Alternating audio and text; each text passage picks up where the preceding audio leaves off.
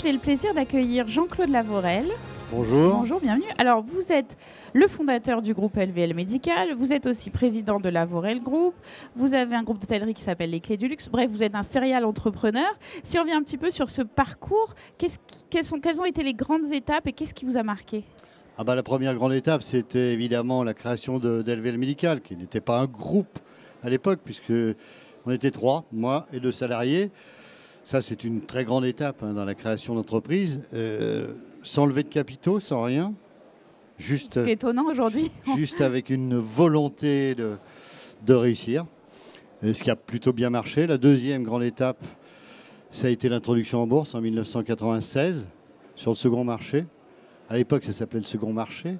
Maintenant, c'est Euronext, qui a permis à l'entreprise d'acquérir une notoriété, d'avoir les moyens de se développer, parce que c'est important d'avoir les moyens de se développer quand véritablement le développement se fait. Après, ce qu'on pourrait retenir de cette expérience, en ce qui me concerne, c'est tous les jours essayer de faire mieux.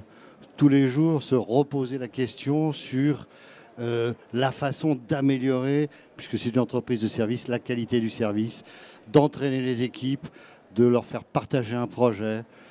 C'est ce que j'appelle moi le management, mais tout le monde n'a pas la même notion du management. Alors aujourd'hui, vous faites aussi de l'hôtellerie, ce qui est complètement différent.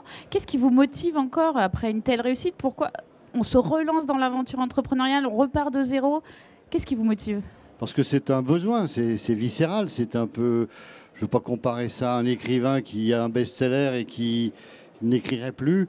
Non, il continue à écrire, c'est un plaisir. Moi, c'est un plaisir d'être au milieu de salariés, de leur faire partager un projet.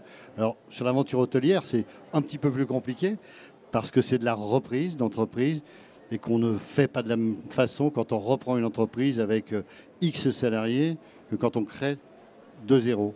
Je n'avais pas le temps de recréer de zéro. Quand même. Et alors, juste pour terminer, quels conseils vous donneriez aux entrepreneurs qui sont ici, aux porteurs de projets ? C'est très difficile de donner des conseils. Moi, vous savez, je suis pas conseilleur, je suis plutôt aidant éventuellement, mais pas aidant financier, parce qu'on a trop tendance à penser que pour créer une entreprise, il ne faut que de l'argent. C'est une erreur, puisque moi j'ai créé sans argent. Alors on me dit-on toujours, c'est évident une autre époque, on est d'accord. Néanmoins, je pense que ce qui est de plus important, c'est le travail. Pas penser que ça arrive tout seul. C'est l'obsession de faire du chiffre d'affaires, de se développer. C'est l'obsession de faire toujours de la qualité. C'est être tous les jours en doute sur ce qu'on fait, se posant des questions sans se dire « ça y est, maintenant je tiens la vérité, c'est parfait ». Et ce n'est pas automatiquement d'avoir des projets innovants, d'avoir l'idée géniale qui va... Il y en a, on le sait, on a des belles réussites dans des tas de domaines, Blablacar, etc., surtout dans les nouvelles technologies. Moi, je pense qu'aujourd'hui, on peut avoir des projets tout à fait classiques, se démarquant un peu de ce qui se fait et en essayant simplement de faire mieux. Je pense qu'il y a beaucoup de place pour les créateurs d'entreprises, pour les petites entreprises qui peuvent grimper doucement et pas aller trop vite non plus, parce que trop rapidement, ça peut être dangereux. Voilà, c'est un peu les conseils que je pourrais éventuellement donner. À bon entendeur, donc. Merci beaucoup. Merci.